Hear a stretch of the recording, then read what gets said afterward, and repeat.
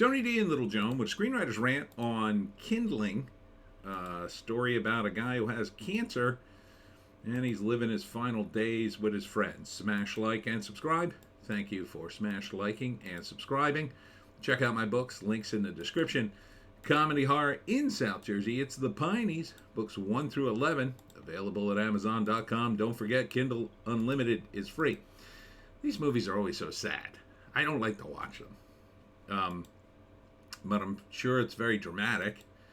So the main character has cancer. He's dying.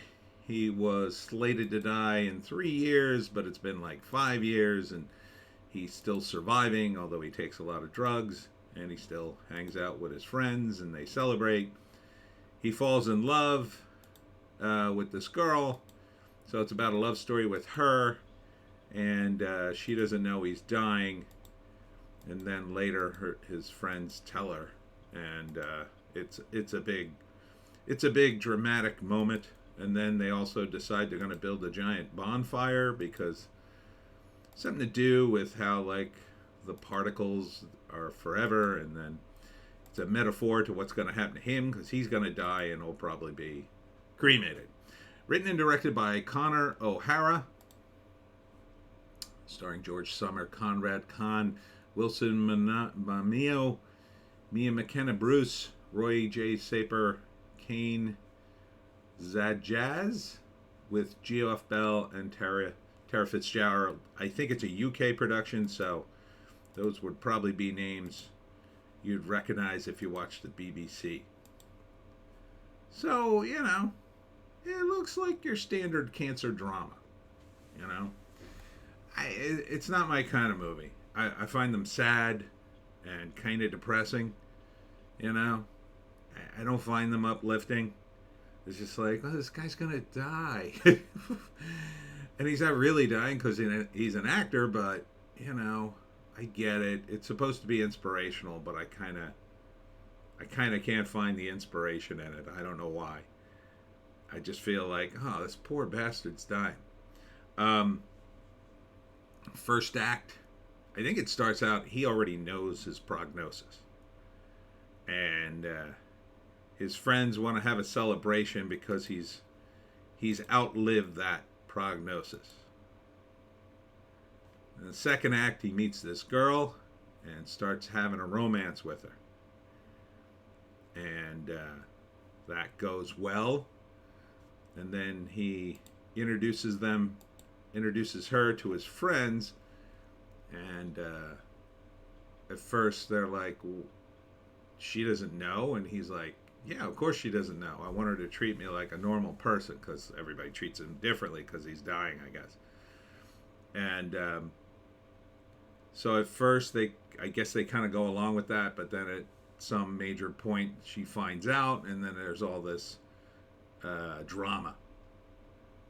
And then they decide to build some kind of giant bonfire. I think that happens late in the movie. And this is going to be the big happy event. They're going to build this giant bonfire. Geez, they're kind of close to the trees. I don't know, it's symbolic of him, I guess. I guess there's symbolism there because it's like candle that burns twice as hot burns half as long, or there's some sort of immortality in the particles or something. I'm not quite sure, but it's called Kindling. So obviously the fire is an important factor. And then the end of the movie, I guess he dies. That's another reason I don't like these movies. I guess he dies, and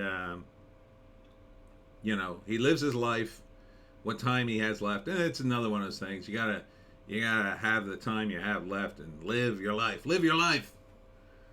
So he does that, and then he dies dramatically, and I guess there's a big funeral scene.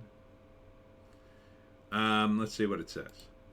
Kindling follows a group of young men who return to their hometown in order to turn their friends' final days into a celebration of life and friendship. Oh, okay. So they know he's dying, and then they come home to hang out with him in his dying days. I guess. I don't know. He outlived the prognosis already, so how do they know he's dying this time? I guess we find out in the movie.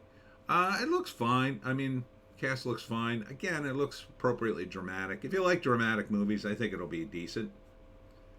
I think it'll be a decent movie. If you find these movies inspirational, poignant, gross, I think you'd find. Here's all the pills he's taking. Yeah, I think it could be good.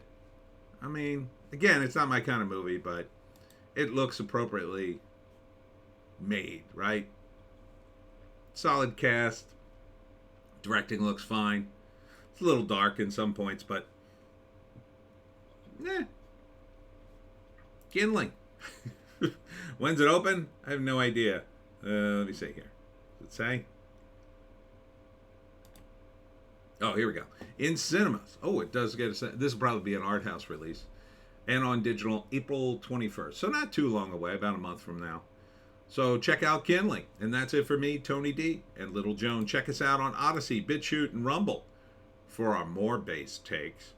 I will be doing the live stream later at 7 p.m. I may be a little late, but I think I'll be back on time. I got to go do something and then come back. But we'll see you live. We'll do it live at 7 o'clock tonight.